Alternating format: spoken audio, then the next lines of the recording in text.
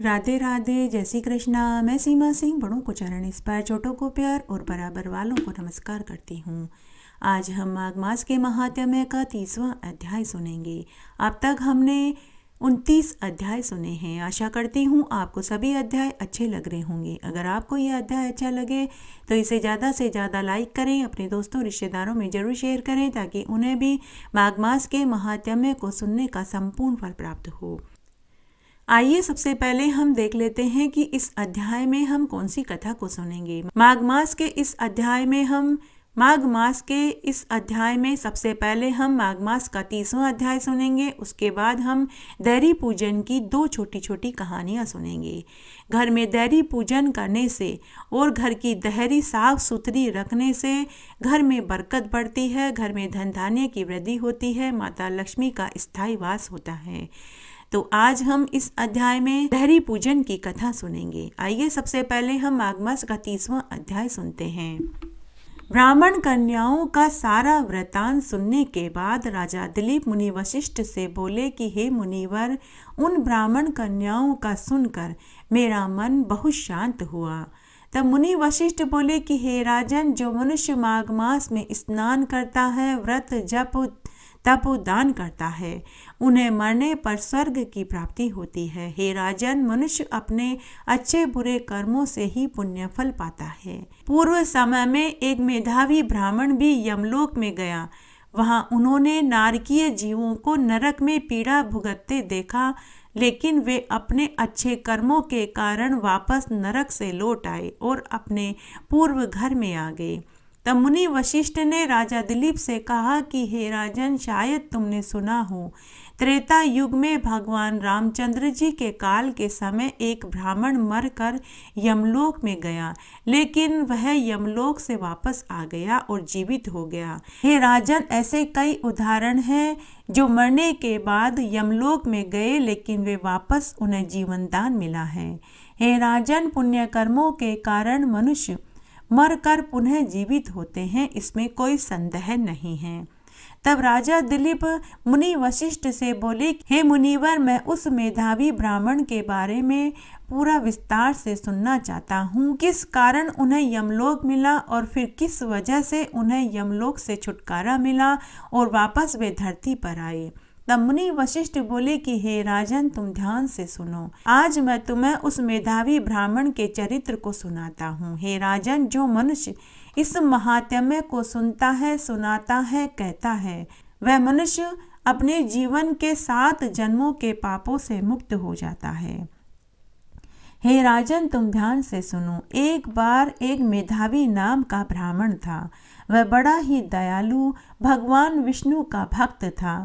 वह हमेशा विष्णु भगवान की सेवा में तत्पर रहता था। वह हर गुरुवार और महीने की दोनों एकादशी का व्रत पूरी निष्ठा, लगन और निस्वार्थ भाव से करता था।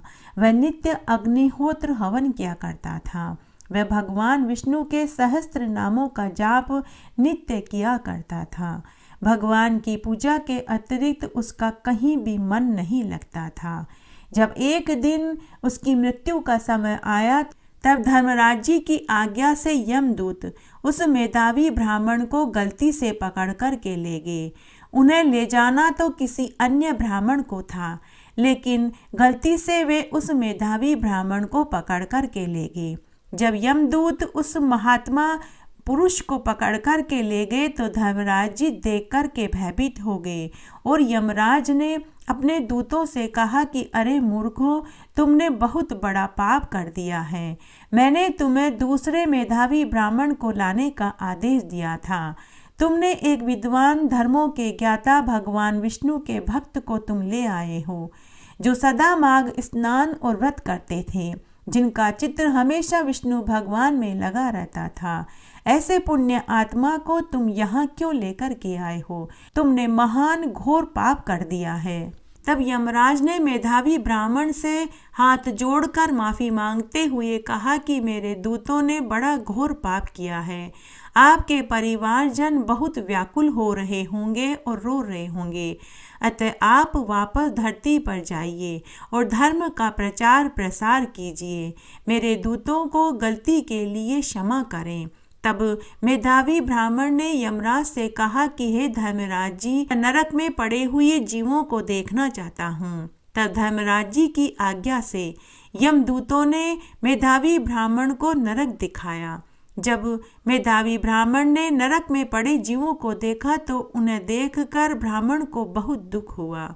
उसने देखा कि कुछ लोग गरम तेल के कड़ाह में पड़े थे तो कुछ लोग फांसी पर उल्टे लटके हुए थे, कुछ लोग अंधे कुएं में तड़प रहे थे तो किन्हीं को आरे से चीरा जा रहा था, तो कोई बिच्छू सांप के कुंड में पड़े हुए थे, किसी की बैंतों से पिटाई की जा रही थी। उनकी चीख पुकार सुनकर मेधावी ब्राह्मण बहुत दुखी हुआ। तब मेधावी ब्राह्मण ने उन नारकीय जीवों से पूछा कि हे नारकीय जीवों, क्या तुमने कभी कोई धर्म का काम नहीं किया जो तुम्हें ऐसी कठोर यातनाएं सहनी पड़ रही है? तब नारकीय लोगों ने कहा कि हे देव, हमने स्वार्थ में आकर कोई धर्म कर्म व्रत उपवास दान पुण्य नहीं किया। हम हमेशा दूसरों से द्वेष रखते थे, पर स्त्रीगामी, वेश्यागामी, चोरी चकारी करना, मदिरा पीना, जुआ खेलना, झूठ बोलना, निंदा करना, दिवालियों में चोरी करना, भगवान को भोग लगाए बिना ही हम खुद भोजन कर लेते थे। न कभी पहली रोटी गाय को दी, न आखिरी रोटी कुत्ते को दी, न कभी चिड़ी कबूतरों को दाना पानी डाला, न कभी श्राद्धों में पितरों के निमित्त ही कोई श्राद्ध कर्म किया। साथ ही हम पापी पाखंडी लोगों का अन्न खाते रहे। तब मेधावी ब्राह्मण ने कहा कि आपने कभी जनार्दन भगवान की पूजा नहीं करी, कभी माघ मास का स्नान नहीं किया, आपने कभी भगवान पुरुषोत्तम के चरण वंदना नहीं करी, कभी तुमने तुलसी चरणामृत नहीं पिया, कभी तुलसी जी में जल नहीं सींचा, कभी सूर्य नारायण भगवान को तुमने अर्घ्य नहीं दिया, कभी तुमने शालिग्राम भगवान की पूजा नहीं करी, कभी तुमने शालिग्राम भगवान के चरणामृत को अपने सिर पर धारण नहीं किया। अगर तुमने हरि स्मरण किया होता, माघ मास में 3 दिन पवित्र नदियों में प्रयाग में स्नान किया होता, तो तुम्हारे पूरे जीवन के पापों का क्षय हो जाता। तभी वहां एक चमत्कारी घटना घटित हुई। उन नारकीय जीवों का मेधावी ब्राह्मण से बात करते ही उनके सारे दुख दर्द दूर हो गए। तब उन नारकीय जीवों ने मेधावी ब्राह्मण से कहा कि हे देव, आप अपने पुण्य की गंगा का प्रवाह करके हमें नारकीय जीव से मुक्ति दिला दीजिए। तब उन नारकीय जीवों ने मेधावी ब्राह्मण से कहा कि हे ब्राह्मण देव, हमने सुना है कि पुण्य आत्माओं के दर्शन और स्पर्श मात्र से ही पापों का क्षय हो जाता है। हे देव, मात्र आज आपसे बात करने से ही हमें धैर्य संतोष प्राप्त हो रहा है। हे देव, हम पापियों का उद्धार अब आपके हाथों ही होगा। कृपा करके अब आप ही हमारा उद्धार कीजिए। तब यमदूतों ने मेधावी ब्राह्मण से कहा कि हे ब्राह्मण देव, अब आप जल्दी कीजिए, हमें आपको वापस पृथ्वी पर पहुंचाना है। तब मेधावी ब्राह्मण ने यमदूतों से कहा कि हे यमदूतों, मैं अब इन नारकीय जीवों का उद्धार करके ही पृथ्वी पर जाऊंगा। हे यमदूतों, अब मैं अपने माघ मास के स्नान का पुण्य इन नारकीय जीवों को देना चाहता हूँ। अब मैं इनका उद्धार करके ही जाऊंगा। तब उसी समय मेधावी ब्राह्मण ने भगवान विष्णु की स्तुति करी। तब नरक में पड़े हुए नारकीय जीवों ने मेधावी ब्राह्मण के मुख से भगवान विष्णु की स्तुति सुनी। उनके सुनने मात्र से उसी समय उनका उद्धार हो गया। वे सभी नारकीय जीव नरक से मुक्त हो गए।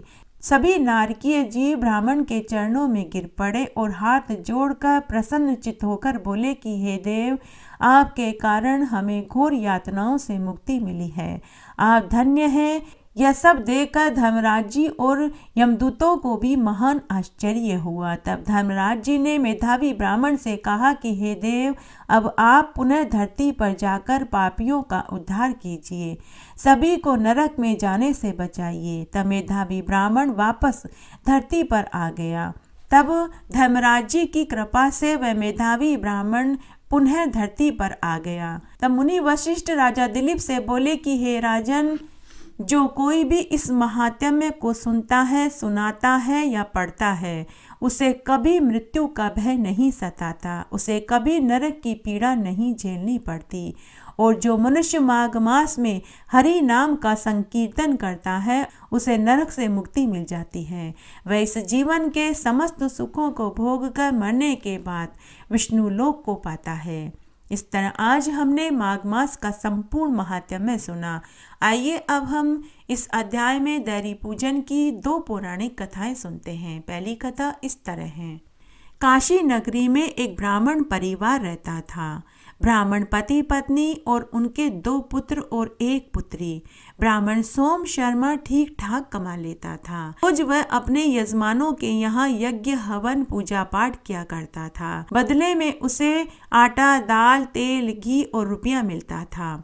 यही उनकी आजीविका का साधन था। लेकिन घर में हमेशा यह कम पड़ता था। घर में बरकत ही नहीं होती थी। 2-3 दिन में ही यह सब खत्म हो जाता था। कई बार तो ब्राह्मण पति पत्नी और बच्चों को भूखा ही सोना पड़ता था। ब्राह्मण सोम शर्मा खूब जी तोड़ मेहनत करता, लेकिन जितना कमाता कम पड़ता था। देखते ही देखते बच्चे भी बड़े हो गए। बड़ा बेटा भी वैदिक शिक्षा में निपुण था। उसे भी काशी मंदिर में वेद पढ़ाने का काम मिल गया। छोटे बेटे को भी एक वैदिक स्कूल में शास्त्र पढ़ाने का काम मिल गया। घर में 3 कमाने वाले हो गए, लेकिन फिर भी कम पड़ रहा था। ब्राह्मण दंपति को समझ ही नहीं आ रहा था कि घर में 3 जने कमा रहे हैं, फिर भी घर में अन्न की कमी क्यों रह रही है। एक दिन ब्राह्मण सोच रहा था कि जब मैं अकेला कमाता था तब भी कम पड़ रहा था, और अब तो 3 जने कमा रहे हैं, फिर भी घर में कम पड़ रहा है। तब एक दिन सोम शर्मा ब्राह्मण ने अपने दोनों पुत्रों का विवाह कर दिया। सोम शर्मा के छोटे बेटे की बहू सुलक्षणा बड़ी ही धार्मिक प्रवृत्ति की थी। उसे वैदिक शिक्षा की पूरी जानकारी थी। जब सुलक्षणा अपने ससुराल में आई और उसने अपने ससुराल के घर के मुख्य दरवाजे की दहरी टूटी फूटी देखी और आंगन जगह जगह से उखड़ा हुआ देखा, तो पहले दिन वह चुप रही, कुछ नहीं बोली। पगफेरे की रस्म होने के बाद जब सुलक्षणा दोबारा अपने ससुराल में आई, तो उसने आते ही अपने सास ससुर और जेठ से कहा कि हमारे घर की दहरी टूटी हुई है, आंगन जगह जगह से उखड़ा हुआ है। जिस घर की दहरी टूटी हो, आंगन जगह जगह से उखड़ा हुआ हो, उस घर में लक्ष्मी जी कोसों दूर होती है। उस घर में कभी लक्ष्मी जी का वास नहीं होता। यह सुनते ही ससुर और जेठ का माथा ठनका। ससुर ने अपने छोटे बेटे की बहू से कहा कि बहू, तुम सही कहती हो, इस ओर तो हमारा कभी ध्यान ही नहीं गया। उसी दिन ससुर ने कारीगर को बुलाया और घर की दहरी ठीक करवाई और आंगन भी दुरुस्त करवाया।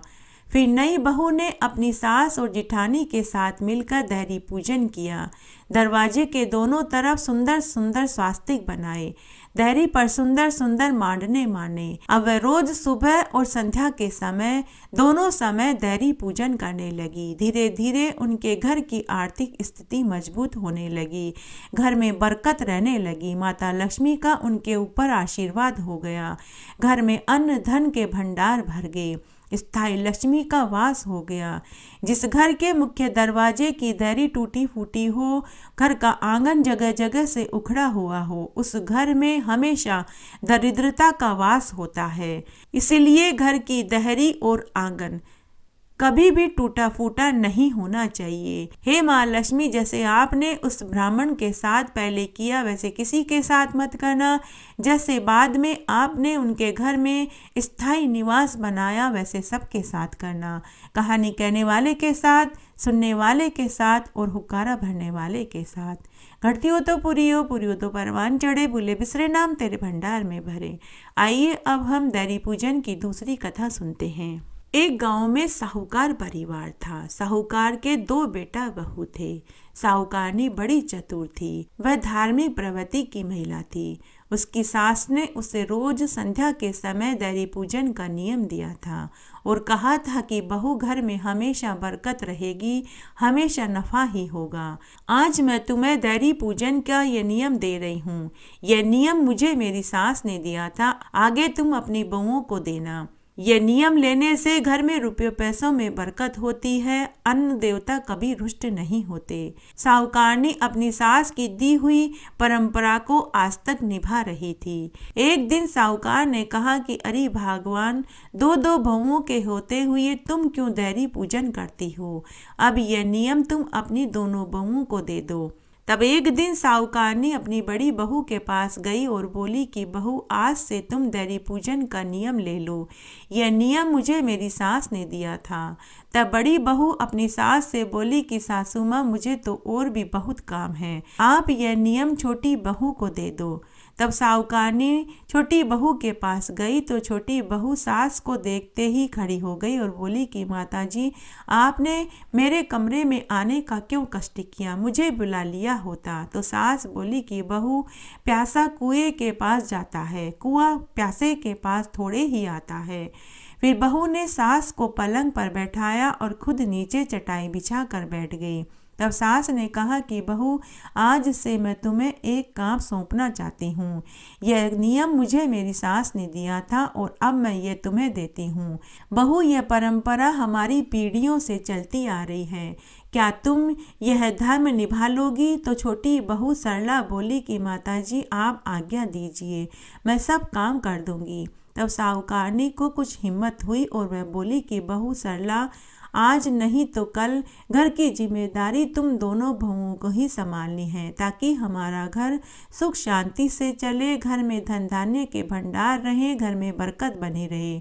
मेरे दोनों बेटों की आमदनी दिन दूनी रात चौगुनी बढ़े, मेरे बाल बच्चे खूब तरक्की उन्नति करे, घर में अन्न देवता कभी रुष्ट न रहे, हमेशा नफा रहे। तब सरला बहू बोली कि सासू माँ, आप बताते जाइए, मैं घर की समृद्धि के लिए सब कुछ करूँगी। तब साहूकारनी बोली कि सरला बहू, तुम रोज सुबह और संध्या के समय दैरी पूजन किया करो, कुछ नहीं करना पड़ेगा। सुबह स्नान करने के बाद एक थाली में रोली मोली चावल घी का दीपक रखो, दहरी पर स्वास्तिक बनाओ, रोली का चीटा दो, चावल रखो, दहली के मूड़ी बांधो और दहरी के ऊपर घी का दीपक जला दो।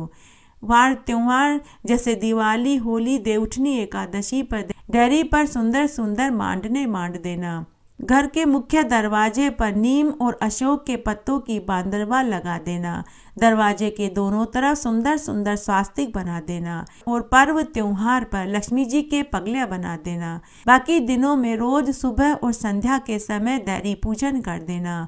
हमेशा इससे घर में बरकत होगी, कभी भी घर में टोटे का वास नहीं होगा, हमेशा नफा का वास ही होगा। उस दिन से छोटी बहू ने सासू माँ के कहे अनुसार सुबह और संध्या के समय दैरी पूजन करने लगी। देखते ही देखते छोटी बहू का घर धन धान्य से भर गया। उसके पति को सरकारी नौकरी मिल गई। 9वें महीने में उसे 2 जुड़वा पुत्र पैदा हुए। अब तो हर रोज छोटी बहू के घर में खुशियां आने लगी। साहूकार और साहूकारनी भी छोटी बेटा बहू से खुश रहने लगे। उधर बड़ी बहू के घर दरिद्रता का वास हो गया। पति की लगी लगाई नौकरी चली गई, बच्चे बीमार रहने लगे। तब एक दिन बड़ी बहू अपना दुखड़ा लेकर देवरानी के पास आई और पूछने लगी कि अरे सरला, तेरी तरक्की का क्या राज है? तुम दोनों पति पत्नी तो खूब उन्नति तरक्की कर रहे हो। तुम्हें तो पता ही है कि तुम्हारे जेठ जी की नौकरी जाती रही, बच्चे भी बहुत बीमार रहते हैं। तब सरला ने कहा कि भाभी जी, जब से सासू माँ ने दैरी पूजन का काम मुझे सौंपा है, तब से मेरा घर अन्न धन के भंडार से भर गया। तभी जेठानी का माथा ठनका। वह उसी समय अपनी सास के पास गई और पांव पकड़कर माफ़ी मांगने लगी कि सासू माँ, मुझे माफ़ कर दीजिए। जब से मैंने आपको दैरी पूजन की मना करी है, तब से ही आपके बेटे के ऊपर दुखों का पहाड़ टूट पड़ा है। आप मुझे भी दैरी पूजन की पूरी विधि बताइए। मैं भी अब रोज़ सुबह और संध्या के समय दैरी पूजन किया करूँगी। तब साहुकारनी ने बड़ी बहू को भी सुबह और संध्या को दैरी पूजन की पूरी विधि बताई। उसके बाद दोनों बहुएं दैरी पूजन करने लगी, जिससे माता लक्ष्मी का बड़ी बहू के घर के ऊपर भी कृपा बरसने लगी। अब साहुकारनी के बड़े बेटा बहू भी खूब तरक्की उन्नति करने लगे। माता लक्ष्मी उनके घर हमेशा वास करती है, जो रोज सुबह और संध्या के समय दैरी पूजन करते हैं। करती हो तो पूरी हो तो परवान चढ़े, भूले बिसरे नाम तेरे भंडार में भरे। इस तरह आज हमने माघ मास के महात्म्य का 30वां अध्याय सुना। साथ ही हमने इसमें दैरी पूजन की 2 पौराणिक कथाएं सुनी। आशा करती हूँ यह आपको जरूर पसंद आएगी। मेरे साथ बने रहने के लिए आपका धन्यवाद। आगे आने वाली कथा कहानियों के लिए भी आप इसी तरह मेरे साथ बने रहें। धन्यवाद।